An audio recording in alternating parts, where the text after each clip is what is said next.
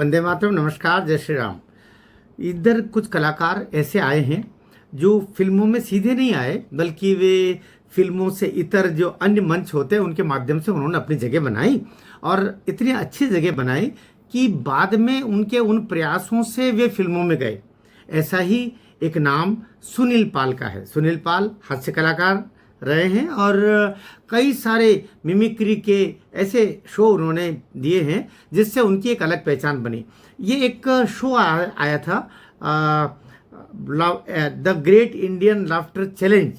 ये 2005 की बात है, जिसमें सुनील पाल, एहसान कुरैशी वगैरह वगैरह लोग थे और सुनील पाल उसमें चैंपियन बन के निकले थे। उसके बाद में सुनील पाल एक स्टेज की भी ज़रूरत बन गए और अपनी शैली को लेकर के वो पूरी दुनिया में मशहूर हो गए, ये कह सकते हैं। दुनिया जब शब्द बोल रहा हूँ तो भारत के इतर भी उनके शोज हुए। फिर धीरे धीरे मिमिक्री के शो वो करने लगे। उनको फिल्मों में जगह मिलने लगी। फिल्मों में जगह मिली तो फिर उनको कुछ ऐसी ये हुमर, फिर हेरा फेरी, अपना सपना, मनी मनी, भागम भाग, ऐसी फिल्मों में उन्होंने काम किया और फिल्मों में भी उनकी अच्छी खासी जगह बनने लगी। फिर जब आदमी को जब जगह बनने लगती है तो वो और बड़े सपने देखता है और बड़े सपने देखना भी चाहिए। सुनील पाल हास्य का नाम, विनोद का नाम, टिप्पणियों का नाम, एक्शन का नाम, क्योंकि वे हास्य कलाकारी जब करते थे तो मिमिक्री, और मिमिक्री में आपका अभिनय आवश्यक पड़ता है। जिसकी मिमिक्री अर्थात नकल कर रहे हैं, तो जिस किसी की नकल कर रहे हैं उसकी तमाम खूबियां, तमाम बातें, तमाम विशेषताएं आपके भीतर कहीं शामिल हो जाती है, तो फिर वो आप अभिव्यक्ति के माध्यम से करते हैं। सुनील पाल ने भी वो काम किया। जगह जगह शो होने लगे, खूब पैसा आने लगा, फिल्मों से भी पैसा आने लगा, स्टेज शो से भी पैसा आने लगा। तो व्यक्ति जब आता है तो उसको लगता है मैं और कुछ करूं, यहाँ तक तो ठीक है, लेकिन और कुछ करने के लिए आपके भीतर उस टैलेंट को भी निखारना पड़ता है। बस यहीं पर थोड़ी सी चूक होना शुरू हो गई। जब शोज़ के ऑफर्स कम हो गए, जब बाहर फिल्मों में जगह मिलना और फिल्मों में उनके बुलावे कम हो गए, तो इन्होंने खुद एक फिल्म बनानी सोची। सुनील पाल ने खुद एक फिल्म बनाने की सोची और फिल्म का उन्होंने नाम रखा भावनाओं को समझो। आपको ध्यान हो तो ये उनका एक पेट वाक्य था जिसके माध्यम से वो हंसाते थे।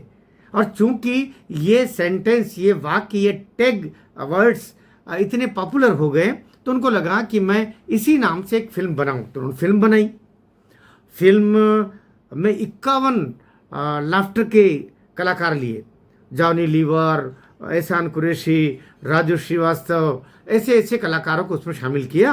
और फिल्म जब रिलीज़ हुई तो टाई फीस हो गई, क्योंकि लोग बाग आपकी फिल्म देखने आते हैं, आपका Guinness book of world record देखने नहीं आते। माना कि उसमें 51 हास्य कलाकारों को एक साथ लेकर के Guinness book of world record भी बना, लेकिन फिल्म पिट गई।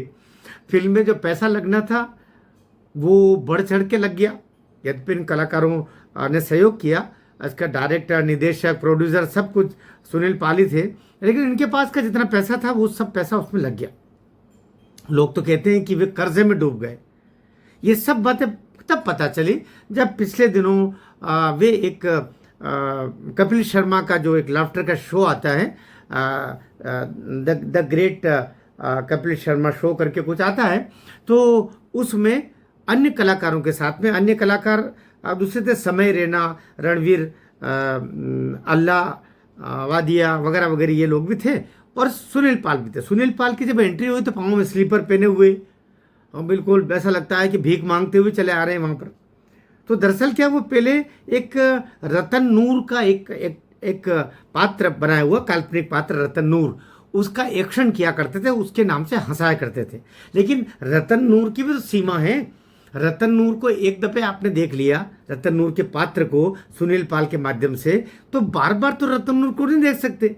हंसी की दिक्कत यह है कि हंसी किसी विषय पर एक बार आती है, दूसरी बार नहीं आती है। गीत आप 25 बार भी सुनोगे फिर भी गीत सुनने का मन करेगा, लेकिन विनोद में नहीं आता। परिणाम स्वरूप पूरा डूब गया, पैसा डूब गया, हालत इतनी खराब हो गई, कर्जे में डूबे हुए हैं। अब सुनील पाल दूसरों को गालियां देते हैं, हालत ये हो गई है। अभी भी सुनील पाल को फिर से अपने आप को रिवाइव करना चाहिए, तो शायद फिर से जगह बन सकता है। आपको वीडियो कैसा लगा? अच्छा लगा हो तो शेयर कीजिएगा, टिप्पणी बताइएगा कैसे सुनील पाल फिर से अपने पांवों पर खड़े हो सके और उनके दुर्दिन सुदिन में बदल जाए।